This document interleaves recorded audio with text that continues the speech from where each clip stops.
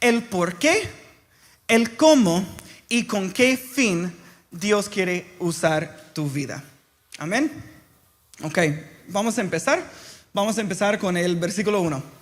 El versículo 1 dice así: en aquellos días, como creciera el número de los discípulos, hubo murmuración de los griegos contra los hebreos, de que las viudas de aquellos eran desatendidas en la distribución diaria. Entonces, para los que han estado viendo, y para los nuevos también, en el libro de Hechos, hemos estado viendo en cada capítulo, hemos visto frases como: y Dios añadía a su número cada día. Es decir, que Dios estaba agregando personas a su iglesia. O hemos visto que debido a tal sermón o debido a tal evento, X cantidad de personas creyeron y se agregaron a la iglesia. Entonces ese es ese crecimiento que estamos viendo en versículo 1, que estaba creciendo el número de discípulos. Y me gusta mucho y es interesante que usa esa palabra discípulos. Discípulo significa un seguidor. Es alguien que sigue los pasos de alguien más. No es un espectador. No es alguien que solamente está viendo de afuera. Un discípulo es un creyente que está aprendiendo, está siendo entrenado, enseñado y está madurando y creciendo en su fe. Entonces está creciendo este número de discípulos, de creyentes entrenados, enseñados.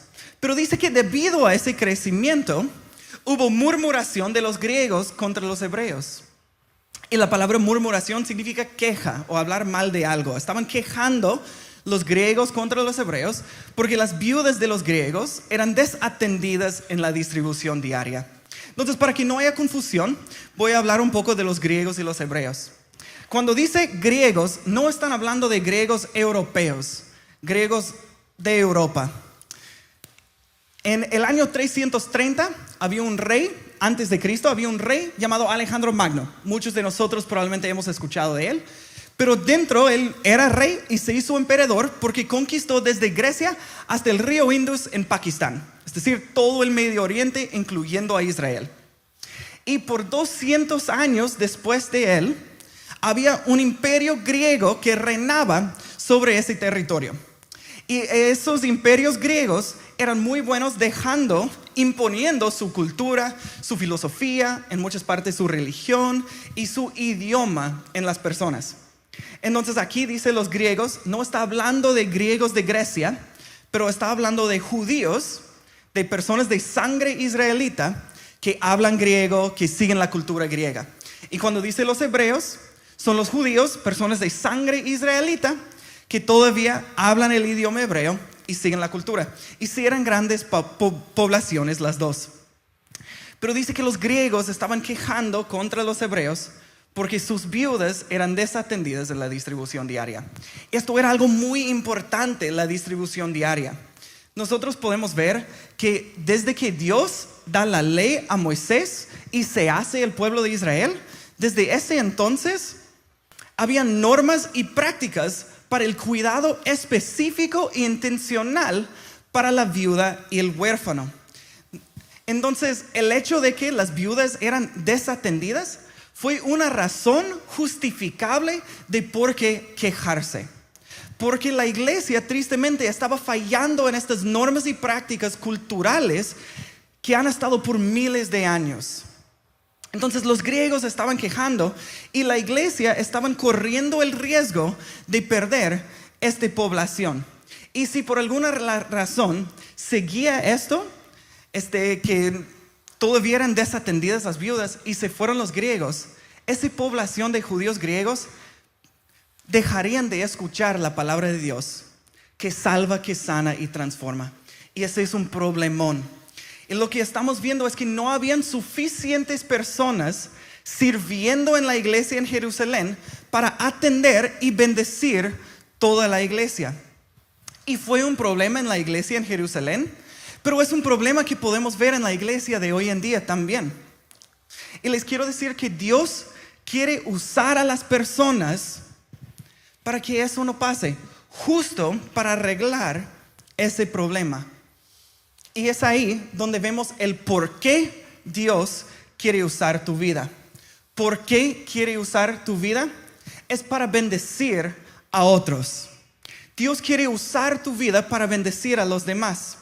Entonces vemos como una población de la iglesia en Jerusalén se puede perder, está perdiendo la bendición debido a esta falta de personas sirviendo. Y Dios quiere usarte a ti para que eso no pase a otros. Dios nos usa a nosotros para llevar la bendición que Él tiene para los demás.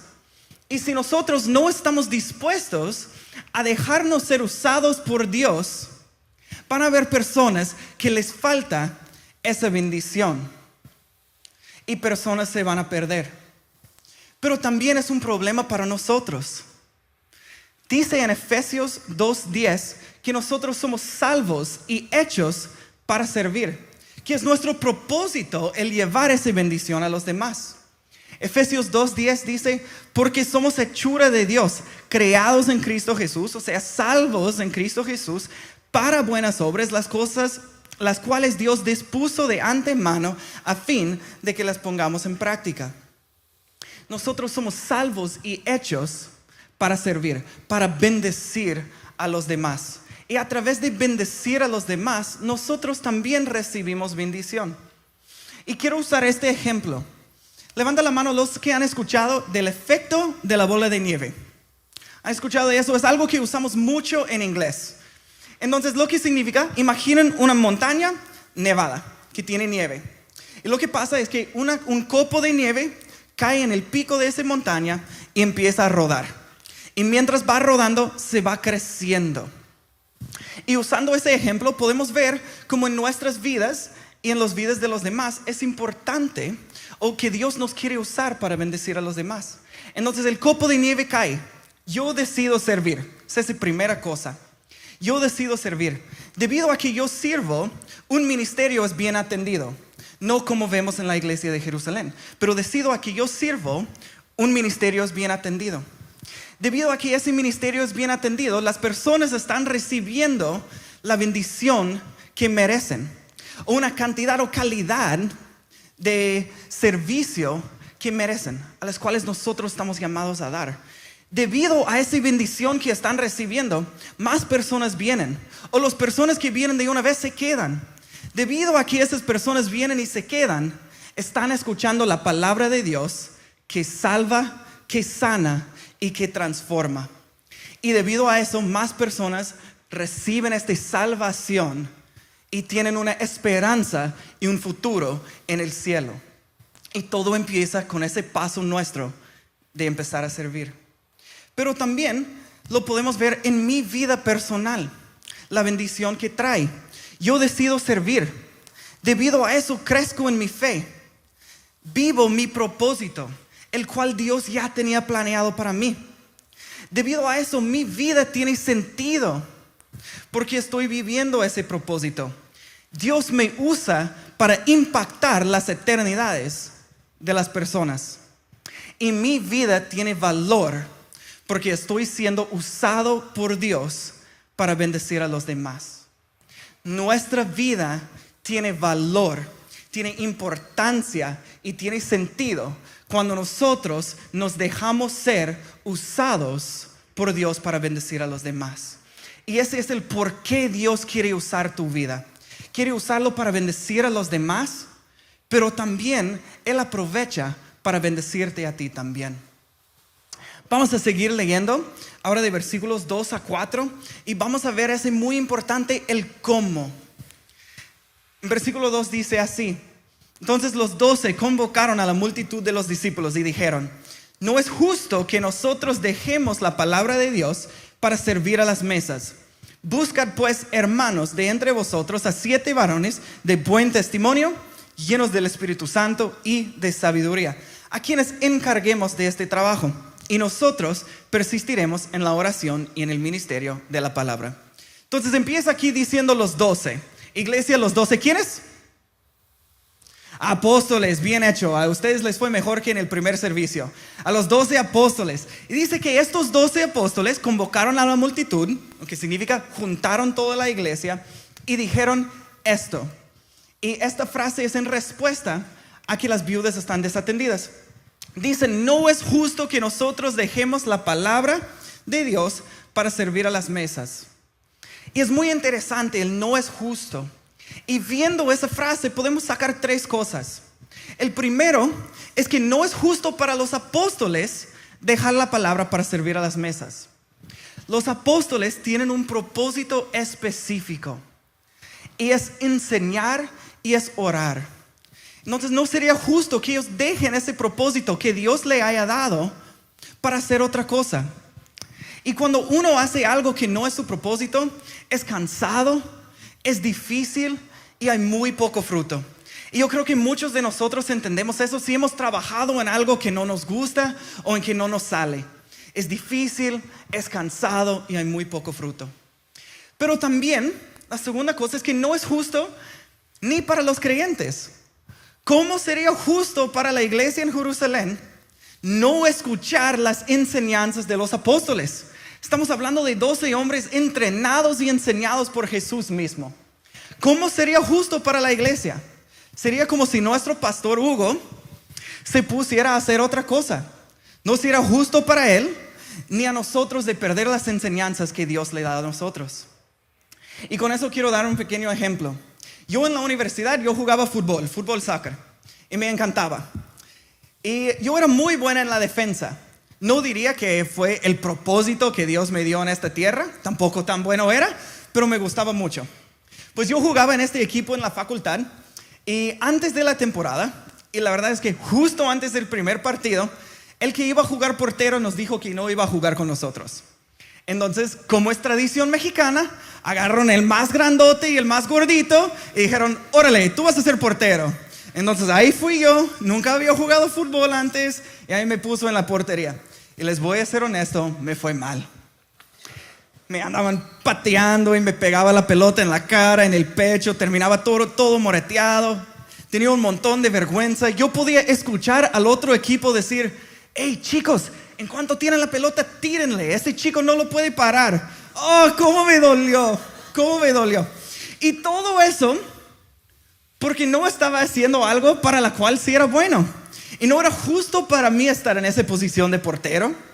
Y ni era justo para mi equipo, porque les voy a decir, perdimos como 10-0. Fue muy feo.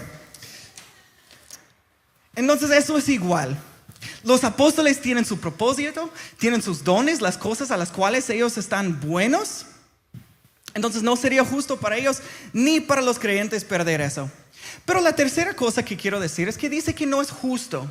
Y no quiero que nosotros malinterpretamos eso pensando que están diciendo que no es justo que ellos dejen el escenario para trabajar con las manos o algo así. Y la prueba de ese punto está en el griego. En el griego original, cuando dice en versículo 3, a quienes encarguemos de este trabajo, esa palabra trabajo, y luego en versículo 4 dice que los apóstoles van a seguir en el ministerio de la palabra. La palabra trabajo y la palabra ministerio es la misma palabra en griego. Es la misma palabra que se usa. Solamente que el trabajo es ese ministerio práctico, el cuidado de las personas. Y ministerio es el ministerio espiritual, la enseñanza y la oración. No es una cuestión de valor, no es cuestión de importancia. La enseñanza no es más importante, ni tiene más valor que la bienvenida, ni la alabanza con los que están trabajando con los niños.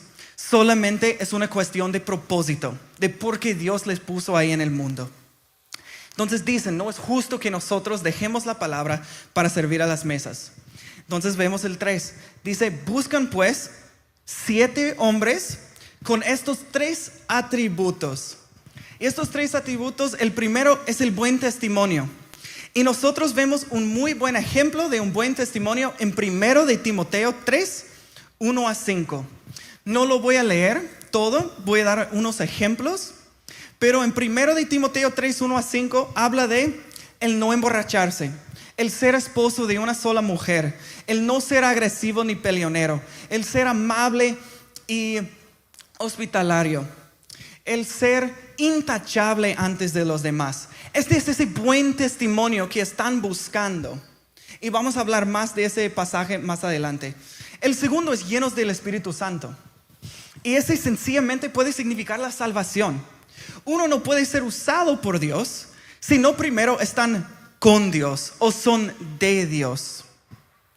Pero también es importante recordar, y lo hemos visto, lo estamos estudiando en nuestro estudio en Hechos, que es el Espíritu Santo quien nos da poder para servir, para hacer ministerio.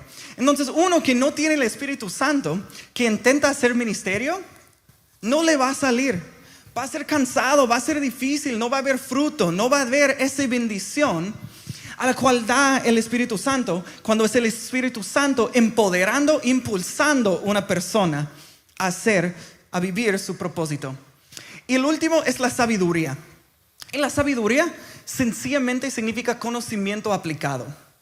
Pero iglesia, ¿dónde es el conocimiento o dónde está el conocimiento que vale la pena aplicar? ¿En dónde? En la Biblia.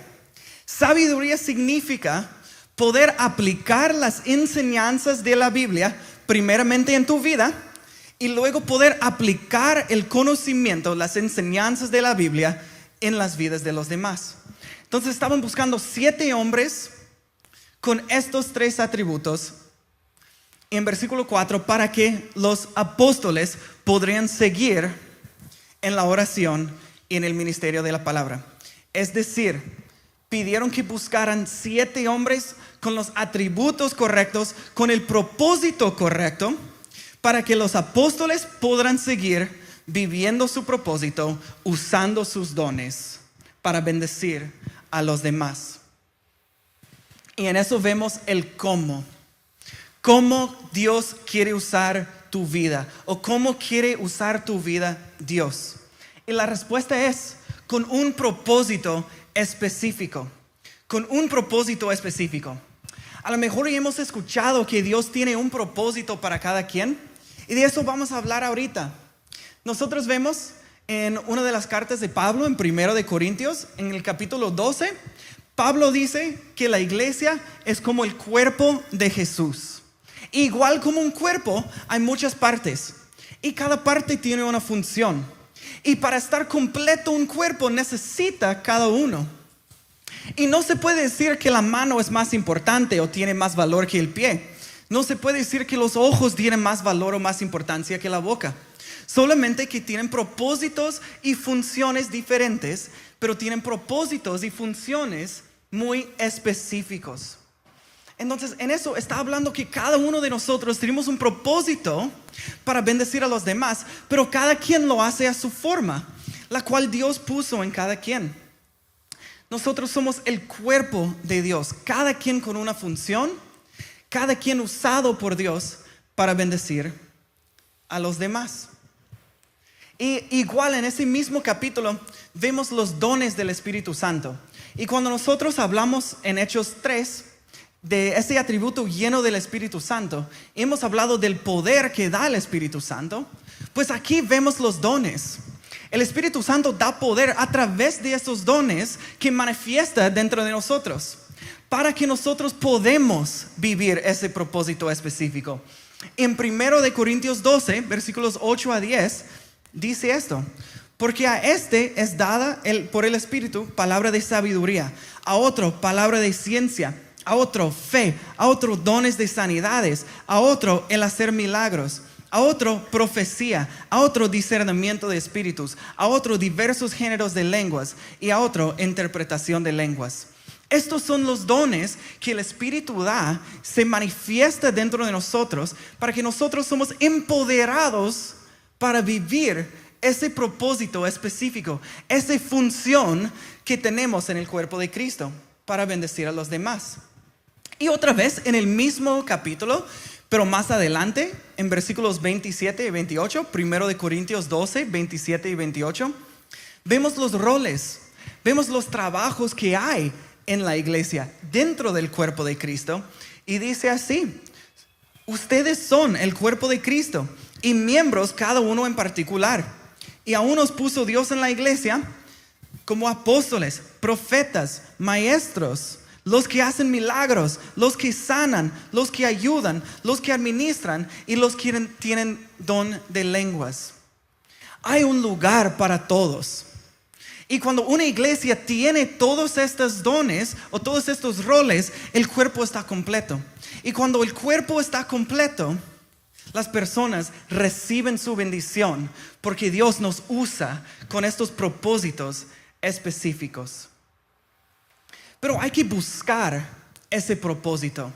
Y se busca y se encuentra ese propósito y esos dones en Dios. Nosotros le pedimos y buscamos a Dios en la oración. ¿Para qué estoy aquí en la tierra, Dios? ¿Cómo me vas a usar? ¿Cómo me quieres usar? Lo vemos en la palabra, leyendo, Dios nos puede hablar. Pero también Dios te puede hablar a través de servir. Cuando uno empieza a servir, uno puede empezar a servir en varias cosas y así tú te vas a dar cuenta.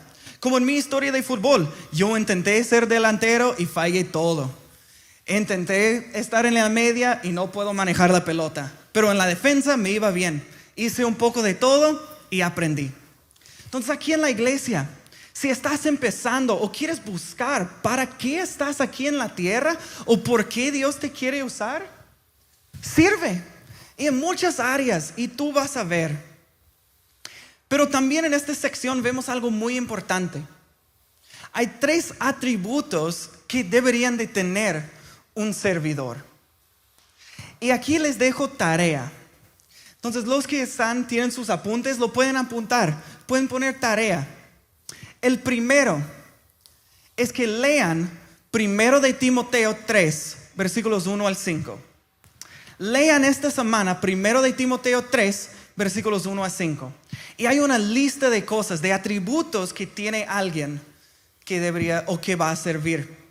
Y quiero que lo lean y quiero que tomen un tiempo para meditar y que piensen, ¿cómo voy? ¿Cómo voy con estas cosas? A lo mejor y tengo el 90%, pero muchas veces en la semana caigo en la bebida y me emborracho. O tengo el 90% de las cosas, pero soy muy seco, muy corta con las personas. Y cuando tú leas esa sección y tú medites, luego pide a Dios que Él te ayude a llenar esos huecos que tú tienes. Y Él es bueno para hacerlo. Y Él te va a bendecir para que tú puedas ser esa persona. El segundo es ser lleno del Espíritu. Y nosotros, esa es la salvación. Uno tiene que ser con Dios, tiene que ser de Dios para poder ser usado por Dios. Y vamos a hablar de eso más adelante. Y la última es la sabiduría. Es la habilidad de poder aplicar la Biblia a tu vida y a la vida de los demás. Entonces, para poder aplicar el conocimiento de la Biblia, tienes que estar leyendo la Biblia. Entonces, si no estás haciendo un devocional ahorita, o si no estás leyendo un libro, es hora de empezar uno. Es hora de empezar a aprender y a tener ese conocimiento de la Biblia directo de la palabra de Dios para poder aplicarlo en tu vida, en la vida de los demás. Y si no saben por dónde empezar o con cuál libro, con qué devocional, hay líderes aquí en la iglesia y con gusto te podemos ayudar. Nosotros somos hechos y salvos para servir. Hechos y salvos para bendecir a los demás a través de ese propósito específico que Dios da a cada quien. Y solamente así hay valor y sentido en nuestras vidas. Cuando yo era un niño, mi mamá daba $1 a mí y a mis hermanos.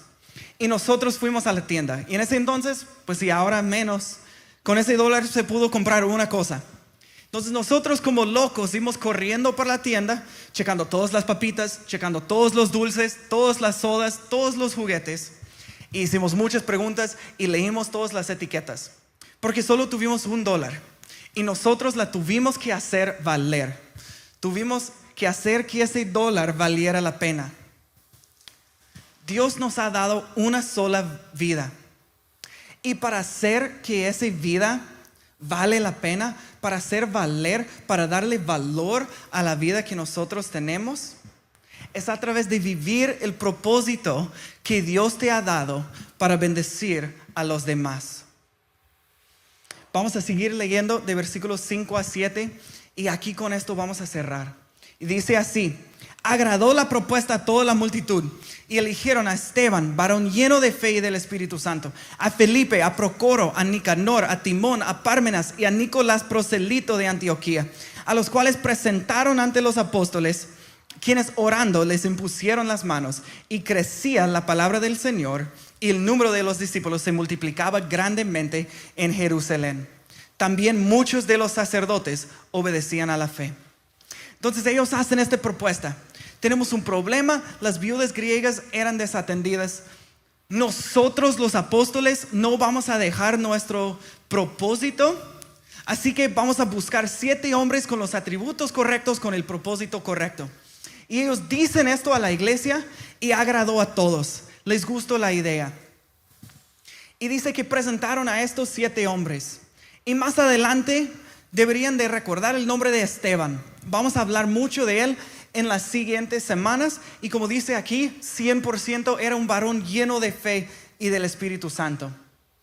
Y dice que presentaron a estos hombres y los apóstoles oraron y les impusieron manos, dándole esa bendición y pidiendo por su servicio que iban a hacer. En el versículo 7 vemos el resultado de esta propuesta. Primero, crecía la palabra del Señor.